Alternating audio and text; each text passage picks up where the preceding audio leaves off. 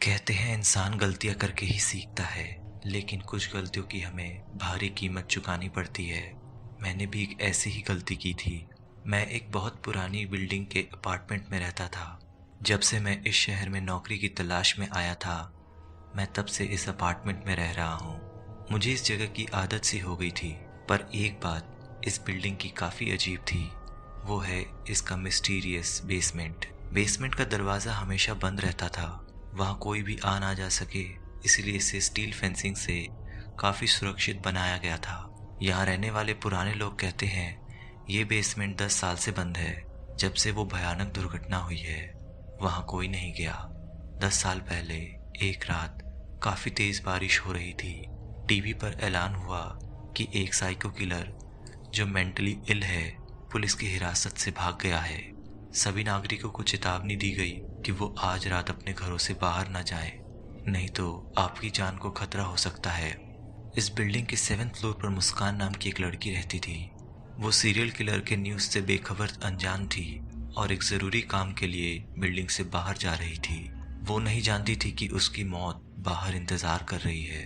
हत्यारे ने मुस्कान का पीछा किया और वो अपनी जान बचाने के लिए अपनी बिल्डिंग की ओर भागी। किलर अब मुस्कान के ठीक सामने खड़ा था। मुस्कान बेसमेंट में चली गई और वहां किलर ने उसे मौत के घाट उतार दिया। कहा जाता है कि उसकी मौत इतनी बेरहमी से की गई कि उसकी आत्मा इस तहखाने में आज भी मौजूद है।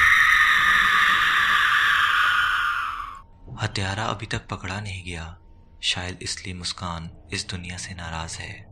कुछ दिनों बाद एक स्वीपर वहां बेसमेंट की सफाई करने गया और अगले दिन उसकी लाश वहां मिली। उस दिन से बेसमेंट को हमेशा के लिए बंद कर दिया गया ताकि वहां कोई जाने की गलती ना करे। उस दिन मेरा एक दोस्त आर्यन मुझसे मिलने आया था। आर्यन एक यूट्यूबर था और हॉन्टेड प्लेसेस को एक्सप्लोर करके ब्लॉग बनाया करता था। वो पहले से ही हमारी बिल्डिंग के बेसमेंट के बारे में जानता था। वो वहां जाकर एक ब्लॉग बनाना चाहता था। मैंने उसे वहां ना जाने के लिए काफ़ी मनाने की कोशिश की, लेकिन वो जाने के लिए बेताब था। जब हम नीचे पहुंचे तो मैंने उससे कहा, भाई वहाँ 2 दरवाजे हैं और वो दोनों अंदर से बंद हैं, हम वहाँ अंदर कैसे जा सकते हैं? उसने बोला, इसके बारे में तुम फिक्र मत करो, मेरे पास मास्टर की है जो दुनिया के सारे ताले खोल सकती है। तुम बस मेरे साथ चलो। और हम दोनों बेसमेंट की ओर चल पड़े। मैं उसे लगातार मना कर रहा था, पर वो कहने लगा, जरा सोचो मुझे इस वीडियो से कितने व्यूज़ और सब्सक्राइबर मिल सकते हैं। बेसमेंट के पास पहुंचने के बाद कुछ ही मिनटों में अपनी मास्टर की के साथ आर्यन ने दोनों दरवाज़ों को खोल दिया। उस वक्त मैं वापस जाना चाहता था, लेकिन मैं अपने दोस्त को अकेला भी नहीं छोड़ सकता था। हो सकता है यही मेरी गलती थी। बेसमेंट में काफ़ी अंधेरा था और कुछ भी ठीक से दिखाई नहीं दे रहा था। 10 साल से बंद होने के कारण वहाँ एक अजीब सी स्मेल आ रही थी। हम बेसमेंट के अंदर गए। धूल और मकड़ी के जालों के अलावा वहाँ कुछ भी नहीं था। अचानक मुझे ऐसा लगा जैसे कोई मेरे पीछे से गुजरा हो। मैंने आर्यन से कहा, देख भाई, हमें यहाँ से जाना चाहिए। तुम बेफिजूल अपनी और मेरी जान को जोखिम में डाल रहे हो। कहीं उस स्वीपर की तरह हमारी जान भी ना चली जाए। उसने कहा, रिलैक्स, मैं ऐसी कई जगहों पर गया हूँ, हमें कोई नुकसान नहीं पहुँचा सकता।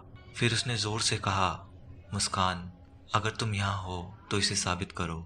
अचानक सामने की मेज पर पेंटिंग नीचे गिर गई और दीवार पर लिखा था, अब तुम वापस नहीं जा सकते। ये देखकर हम काफ़ी डर गए और वो फिर हमारे सामने आ गई। वो काफ़ी भयानक लग रही थी। उसकी लाल आंखें हमारे डर को और बढ़ा रही थी। हम दोनों डर के मारे सीढ़ियों की ओर भागने लगे। भागते भागते अचानक किसी ने हमें पीछे से धक्का दे दिया और हम दोनों गिर पड़े। वो आर्यन को अपने साथ घसीटकर अंधेरे में ले गई। ये देखकर मैं काफ़ी डर गया और कुछ टाइम बाद आर्यन की चीखें भी रुक गई।